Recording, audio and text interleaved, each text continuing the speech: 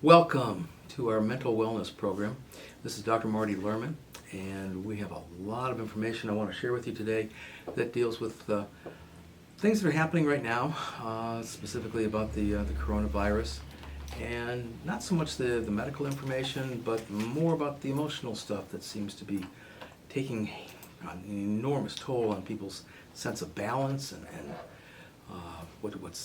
they're experiencing from fear issues and things that just don't seem to be fitting into a calm and rational way of dealing with a problem. So we're going to talk about how to do that and how to rebalance people's mental and emotional states out a little bit to restore them back to a place of certainty and at least the sense that what's going on is happening, because we don't want to be in denial of it, but we certainly are not victimized by it. And the preparation for how to take care of ourselves really takes on a different kind of proportion than dealing with panic. So that's what we're gonna spend most of our time today talking about. For those of you that sent me in the text about wanting to deal with relationships, I thank you very much, and we are going to deal with that topic. Hopefully next week, but we kind of take it by what's going on topically here, and this is obviously a major issue that's been on lots of people's minds. So we're going to spend most of today dealing with that. The emails, which are really kind of interesting, they're taking a light of a kind of a little shift on it, which I think is kind of humorous. The way to reach me by email, by the way, is through docmarty, DOCMARTY, 61 at gmail.com. And what we are experiencing with emails is that people are getting a sense of humor about the program, which is just really kind of cute. I love responding to humorous questions as well as observations. And yes, I do have a PhD in counseling psychology.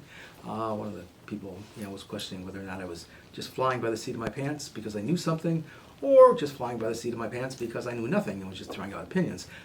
It's the first. Although some people would probably argue with that to some degree. But in any event, flying by the seat of my pants is not something I really truly enjoy doing. So I did prepare, and I normally do prepare for each program. The issue is whether I'm bringing my prepared notes with me or not, which can be questionable sometimes.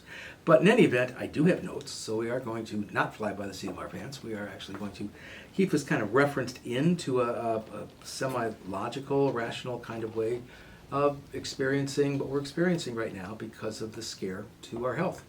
So that will be our primary topic.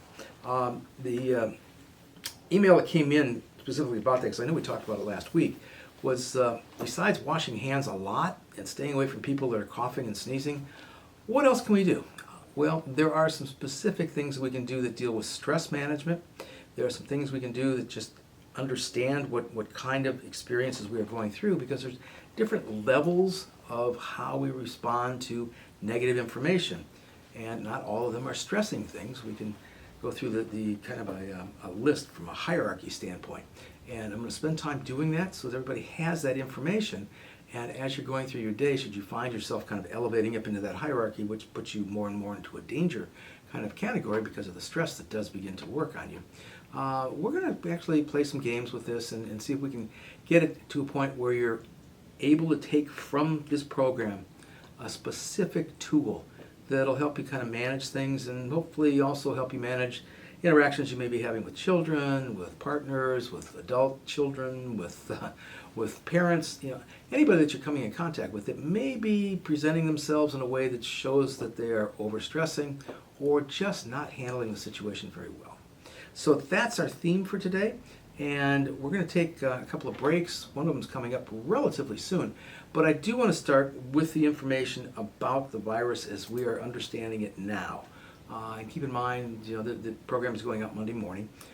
So we're dealing with the awareness that as more and more people are getting tested in the United States, more and more people are being diagnosed with the virus, which is something that was very easy to predict, considering that this thing has been going around the world and it's affecting many different countries besides China.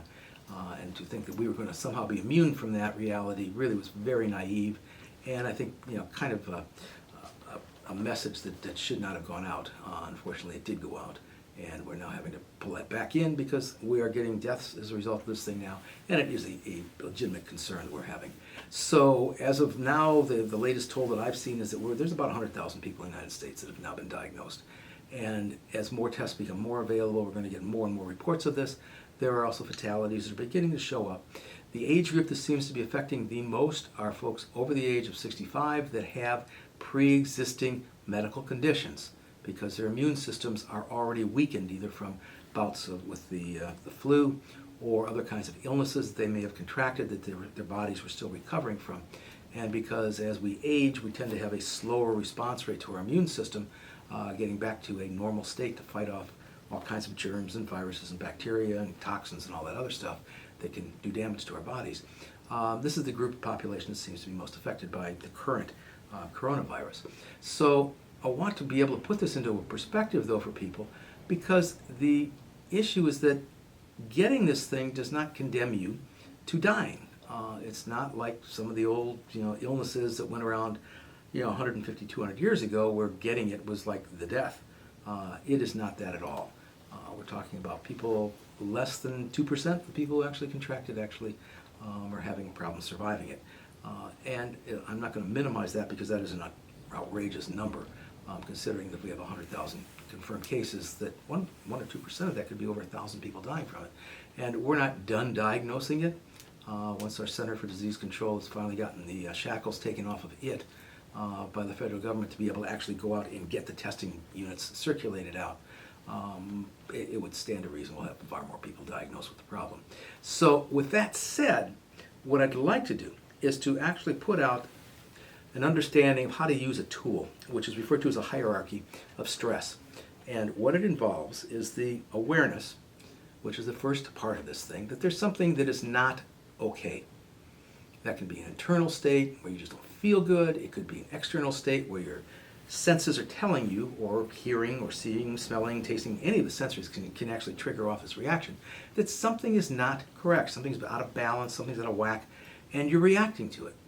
Okay, that initial state of awareness is simply the knowledge that it's happening. It's not a reaction, it's just simply the awareness that you know that's going on. The second step after the awareness is one of concern, because you're hearing information that is not pleasing. Okay, if it was a pleasing information, you'd be aware of it and it'd be a nice thing. Okay, and there's plenty of incidences of that kind of thing happening where we actually experience doors opening sometimes and noise coming through them, like that one over there. But beyond that, we also have an awareness that once it becomes an issue of concern, what we often need to be able to really focus on is how do we manage the concern? Because simply having a concern about something does not condemn us to a reaction that's necessarily bad or out of balance. It's simply the awareness that there's something going on. We have a concern that there's blackened thunderstorm clouds coming toward us, and it's not a reason to panic, obviously. It's just a concern that maybe, if the wind's going to pick up, we need to get the stuff, off the patio, or we need to take care of the things that could blow away. But it doesn't mean that we have to be panicked. Okay, that's the state of concern. We get a notice from IRS that we're behind in our taxes. Okay, it's a concerning letter. It's not a condemning letter. It's not a threatening letter. It's just make us aware of something that is of concern. Okay, that's the second step. Third step is that we worry. So we take the concern and we build it into a state of worry. And what that worrying does is now triggering off emotion, because worrying is an emotional reaction. Once the worrying process starts, we are now experiencing internal stress. Doesn't matter whether it's physical stress or emotional or spiritual. Once we get into that worried state, we are now emotionally experiencing whatever that thing is on the outside of us that we were once concerned with and aware of. Okay? From the worrying step, it now gets a little bit worse because now we get scared. And being afraid of something takes it from the worry and we escalate it up a notch. Because now we're playing into what if kind of scenarios. We start to imagine things being worse than they actually are because we don't know what the boundaries are. So we begin to play out these scenarios. And if we are, unfortunately, working off of a kind of a personality style that says, I take the worst scenario and I build it in my mind thinking that if it doesn't happen, then I can be relieved. What ends up happening with that kind of a thought process is you start taking on a lot of stress. And the stress becomes physical because you're dumping cortisol out of your gut. And now you're getting a physical reaction as well as the fact that what's happening on the outside is bad enough, but now you're creating an inside problem as well. Okay, that's what happens when you get into the worried and then the scared step. The next step down to scared is fear, which is triggering off even more of a reaction because now you have additional chemicals that are triggered off in your brain They're telling you got to do something to avoid whatever that thing is or to fight it. Gets the adrenaline pumping up because you can get overexcited about it. And we are now escalating ourselves into a state of out of control. As that process continues, then we have one more part into this thing, which is referred to as panic, where we lose perspective of what's actually happening to us because all we're running on is the raw gut emotion on the inside. And in that state, we have people that will have panic attacks that can resemble heart attacks because there's physical tension in the chest. Oftentimes there's spells of just losing breath because you can't breathe right. And passing out is not an unusual phenomenon with people who are having panic attacks as well. It is not a cardiac moment, however. It is simply losing control of your own emotional state, which can cause you to black out.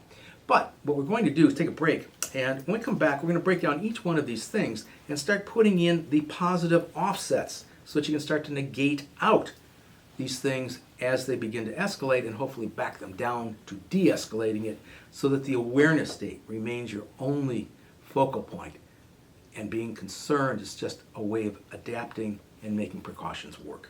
Okay, we will be right back in just a few moments. Cool, got a video now. Yay. So, thank you, John. So, John's flying by the seat of his pants here. And doing a good job so far, too. So we're talking about the different states. The other contact information, which I'll share with you after the next break, is through the internet and through websites and that kind of stuff, phone numbers. But for right now, let's get back to what we're dealing with, because I want to really get into the tools for offsetting this negative stuff, since we now know that there's actually stages to how we process through this negative information. And it's more important to figure out how to use the tools than it is to figure out, well, I'm at number 4, I'm at number 5, or I know somebody who's going through a panic state, or somebody who's I really am not concerned with how you pigeonhole people, although that tends to be the most common thing. It's one of the things I'm seeing with the media right now. They're not looking at how do you manage this thing. All they want to do is sensationalize the fact that it's happening. And I really would encourage people to pull back from that nonsense, because it's not an effective way of understanding what's going on. Simply saying, well, I'm over worried about it, or I'm worrying too much, or she or he is worrying too much about it. It really doesn't help the situation at all. All you're doing is just blaming somebody for the fact they're having an emotional problem, which we are all very capable of experiencing. So let's focus in on the positive offsets. The awareness information is information that is important because it's factually accurate. Okay, what we don't want to do in an awareness state is to dilute the information with misinformation. So if you're hearing things from media or from other people, especially through social networking, that tends to give you misinformation about what's actually happened, turn it off. It's a real simple choice. Stop the networking, stop spreading things. If you get a text or an email blast from somebody and you don't know the information is authentic or real, do not pass it on, please. I don't care how many friends you've got. It doesn't matter. What you don't want to be doing is creating more of a hardship for people. Just let it sit. You don't have to react to it. You don't even have to read it. If you want to delete it, delete it. Beyond that, ignore it, which we are very capable of doing. Second thing I'm encouraging people to do is stay away from national news. There's very little positive national news that's helping this situation other than spreading information about it. We already know it's here. We know it's going to probably intensify to some degree. What we don't need to hear is how people are blaming each other for who caused the problem, how it's not being addressed, what's going to happen because of that, and who's going to get the votes to make it better. Okay, this is not a political agenda. It has no value in terms of a presidential election or any other kind of an election, and it's not going to do any good to point fingers at people right now. We need solutions, not problem pointing. So that's the second part about the awareness. The concern area, the easiest way to deal with the concern that we're having is, number one, you want to make sure it's valid. Is the information you are responding to and you are receiving, is it valid? There are ways to check out the validity of the information. The Center for Disease Control puts out a daily, actually they've gone into a tri-daily announcement now of what the status is on infection control, on reported census stuff, as well as on the development of the viral offset. The immunity to the thing is a minimum of 18 months, possibly 2 years away, simply because it takes that long to isolate what's going on from a biological standpoint, then to come up with something that successfully offsets it without creating other problems. Then it has to be tested, and in the testing process there are many trials that have to be done to substantiate its validity and whether it's actually doing what it's supposed to do. Then there's got to be a group of people that will actually volunteer to receive this thing to see whether or not it actually works. And then there's double-blind studies, and there's peer review stuff, there's duplication of work that has to be established in order for this thing to be safely made available to people in the public. All of that takes time, and there's no way to rush that without, unfortunately, securing a very, very wide margin of error. And what we don't need now is somebody coming up with a claim to have a vaccine that has no reliability factor to it at all and may actually be causing more problems than what it's designed to solve. We just found out that Jim Baker, a former televangelist and apparently served time in prison for fraud, is back on the airs again, actually claiming that some silver concoction actually has been known supposedly to cure other kinds of viruses and previous coronavirus, which is total false claims, but it's been out there and it's been repeated several times, and now the federal government has finally told him to close his mouth, close his friends' mouths, and stop putting that false information out. In the meantime, it's already gone out for the last 7 or 8 days, and he's already built in millions of dollars on people who want to be desperately reacting to this stuff, willing to pay for snake oil, basically. There's no proof that this stuff works whatsoever, and it could be causing damage. We aren't going to know until people start taking it, unfortunately.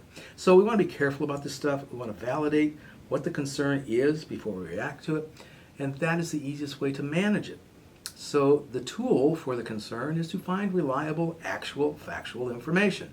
It's not a time to speculate. It's not a time to listen to other people's opinions. You want the actual information. Okay? That's science. It's not an opinion. Third part is dealing with concerns. When we're concerned about something, we don't need people telling us we should not be concerned. Okay? Denying the feeling does not make it go away. It's not an effective tool. What is effective is to validate the fact that the concern exists. The concern is neither good nor bad. You don't want to place a value judgment on it. It's simply an awareness state of emotion, that we are concerned about this, we're thinking about it, we don't particularly care in a good way for what we're experiencing, and we have a concern. So what we want to be able to do, especially for children and elderly people, is to validate the fact that it's okay to be concerned. We want an aware public of what's happening. We want them to understand that it's okay to have a concern, and it doesn't need to escalate beyond that. So validating the concern is the best tool for being concerned.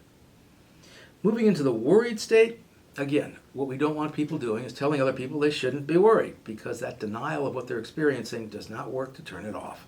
It escalates it, because it doesn't provide anything useful for that person to understand how to get rid of the worry. Okay, all it's doing is adding insult to the injury, and people don't like to be told to stop doing things, especially when they're feeling it.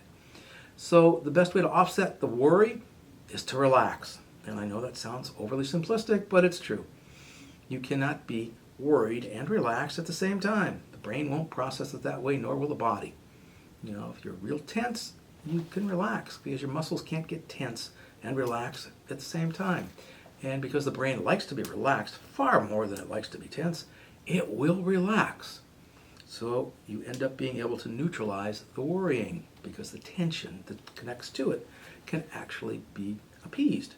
So it becomes a tool. Now, the easiest way to relax, there's several steps to this process. I'm going to run through them with them so everybody understands what it is, because it's not a magic mystery tour, and it doesn't require you to have to go see a therapist to make this work, and there is no medication for it. So please do not go to your doctors and say, I'm worrying, give me something for my worry. Okay, there's nothing on the market that chemically is going to neutralize your brain other than tranquilizing you and knocking you out, which most people don't need. And alcohol is not a good substitute for this state either, so be careful of what you're actually doing to yourself. All right, in order to knock down the worrying part, what we've got to be able to do to relax is we have to be able to breathe. And breathing means a deep, slow process of bringing air in, filling your lungs all the way up, and then very, very slowly releasing the air out. You want to take as much time as you need to do this because there is never a rush to bringing in the oxygen. So again, you're breathing in slowly, filling your lungs up as far as they will go, and then very gently, slowly releasing the air out. And what I would recommend people do is to spend about 3 to 4 minutes deep breathing, and then to plan on doing it every 3 to 4 hours if you are worrying about what's going on with the coronavirus. Okay, if you're not in that state, it'll just help you relax anyway. But specifically, it's a very effective tool for releasing out the worrying.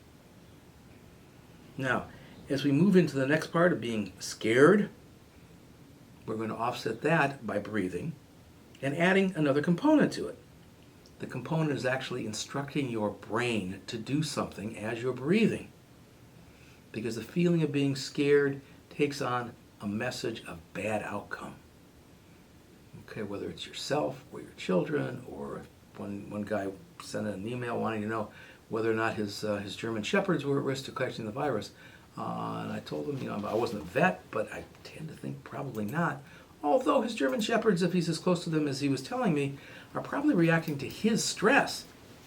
And so they're going to start taking on their stress because he's stressed. So what he could possibly do for himself was more important than what he was going to do for his dogs, because they're going to benefit from what he does to himself, which is to calm himself down. So in that scared state, the breathing again, running that same pattern, what we're adding to it is a specific message where you're telling your brain it's okay to relax and to pass the message down to the rest of the body. So as you're breathing the air in, you're maximizing the flow of the oxygen in, you're filling your lungs, and before you let the air out, you're telling your brain it's okay to relax. And you let the air out and you relax. Okay? It's an added component. The second part of that message is then you repeat the word relax 5 times with each new big breath you take. So you're actually commanding the relaxation to happen. And as you're focusing on counting it, you're actually going to be diminishing the emotional part of the worrying, as well as being scared. Okay, staying focused on a topic, being focused on a task, oftentimes is a very effective way of minimizing the emotional negativity of something that you can't control. Okay, next part, fear. Once the fear sets in, now we have another dimension that we're adding into it, because not only are we scared, but we got a body reaction to the fear issue. So we're going to pull in one additional task now, because instead of doing this every 3 to 4 minutes, 3 to 4 hours, we're now doing it for about 2 to 3 minutes every 2 to 3 hours. We've actually ramped up the relaxation breathing activity.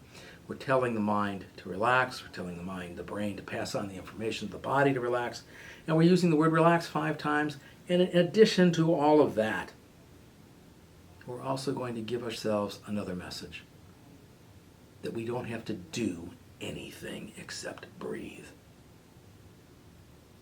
When we're in that state of fear, quite often people start running around, they start doing weird things, they get behind the wheel of a vehicle because they think they have to run away from it, and all they're doing is making themselves a target or turning their vehicle into a bomb. We don't need to be causing more accidents out on the roads because people are getting into that fearful state. So you want to be able to rest your brain, not overactivate it. And by doing it, we tend to take back control. Now, it's very effective that if you're going into that fear state, if you have somebody with you that you trust, somebody that you love, hold on to them. There's nothing wrong with the body contact, holding arms, hugging. Okay, it acts as a calming influence, even if both of you are going through a similar kind of fearful reaction. Because the chemistry itself of hugging is a calming release, and the oxytocin that we start to experience in a chemical reaction in the brain begins to offset some of the other things that are going on in that panic state. Finally, if you hit the panic state, off the fear, you're going to put your body into a very interesting state, because it's going to want to release and let go. Okay, it's either going to do that by passing out or hyperventilating, or taking on semblances of chest pains and all kinds of other things that may simulate a cardiac experience, which is not a true cardiac experience. Okay, it's real hard for you to go from a panic state or a panic attack into a cardiac attack. So the two things generally are not related to each other, beyond the fact that they're both very stressful experiences. But typically what happens with a panic reaction is that your mind is running so hard and so heavy with emotional overflow, and there's so much cortisol pumping through your body that you're losing control of how you function. Okay? And what we want to be able to do is to calm that entire process down. At that point, your eyes need to come closed. You need to stop moving. And literally, you put yourself into a very, very deep meditation or self-hypnotic state, or if prayer is something that can be of great solace to you and great calming influence, then you start to recite some prayers, preferably some psalms, things that are very pleasing to you from the past, as opposed to hell and brimstone messages, which are not going to calm you a whole lot. They're going to further excite. So what we want to be able to do is to bring in messaging through prayer that allows you to calm yourself, because you already know it does that. Same thing with the self-hypnosis messages of being calm, picturing yourself at a beach or at the top of a mountaintop, someplace where you already understand that you are in control and you can just take in everything that's out there and feel yourself achieving a state of peacefulness. So we're going to take a break after having run through all of these new tools, and when we come back, I'm going to share the contact information with everybody, as well as to prepare you, hopefully, for what's coming next week on our show. And we'll be right back. This is Doc Marty with Mental Wellness, and I'm going to share the contact information with people, so if you have a pen and a pencil, or something to write with, you need one or the other, pen or pencil, right? You can jot it down or put it down into your notes on your cell phone to reach out to me. Like I said, emailing is a very effective way to do that. You can reach me through docmarty61, DOCMARTY 61 at gmail.com. And the phone number, if you want to reach me directly and I can talk to you, it would be 281-812-3322. 281-812-3322. If you're interested in looking at my webpage, for whatever reason, there's a lot of good information I put out there as well as announcements of different talks that I'm doing and classes that I'm teaching, as well as the clinical work that I do. The website is www.allied, A-L-L-I-E-D, mental, M-E-N-T-A-L, health, H-E-A-L-T-H, TX for Texas.com. That's Allied Mental Health TX.com. And that's the most effective way to reach me. I do see clients, and if there's something about what we're talking about that's something that you need like a little bit more information about, or perhaps you're having somebody in your life that really is having a very hard time managing with all this stuff, I'd be more than glad to chat with you. We do 15-minute free consultations over the phone, and we also have all kinds of interesting programs that we do for as far as therapy programs and healing programs as well. So that's the reach out stuff to me. The last point I want to make about the virus is that we have within our minds the capacity to reframe information, especially information that's negative. We have the ability literally to change how it is we perceive it, which is a technique that's referred to as reframing.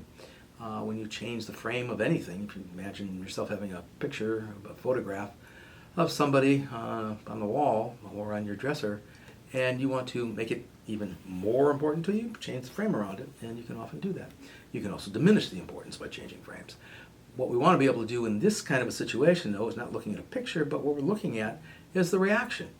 And how we react, we can reframe. The reframing technique, in this case, is how we use language more than anything else, because we do have the capacity to change around our perception of negative information and change it into neutral or positive information simply by the words that we choose to describe the information. John pointed out during one of the breaks that we could actually go from a 2% mortality rate of this thing to a 98% success rate of survival, which is a whole different kind of message. You know, when you start looking at differences in numbers, that can convey an enormous, powerful kind of message to it. The other messaging we've got is that we're building an immune system to ourselves by taking care of ourselves better. And the message of doing things better takes on a message that we're in control, as opposed to not doing a good job of this, or it's going to get us, or whatever, however we're actually looking at this information.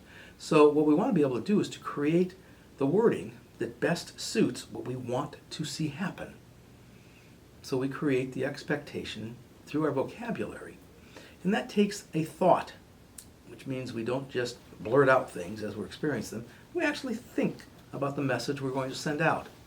Is this the most positive way of describing what we're experiencing, or is there a better way in which we can actually effectively communicate what we're wanting to experience?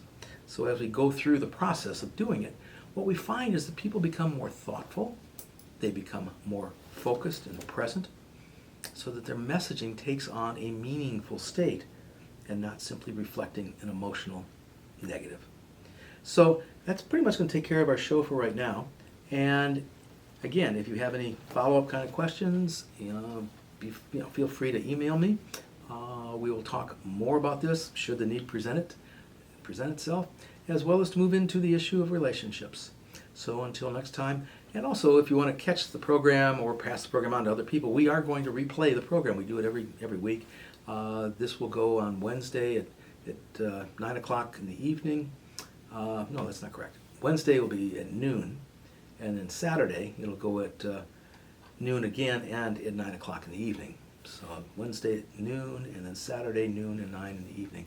And that way you can hear the whole program over again, you can hear the hierarchy again, or we can pass it on so somebody else can listen to it if they need it. So for now, I'm going to be signing off, wishing you health in every way, and hopefully taking care of the tools that are precious. We will talk to you next week.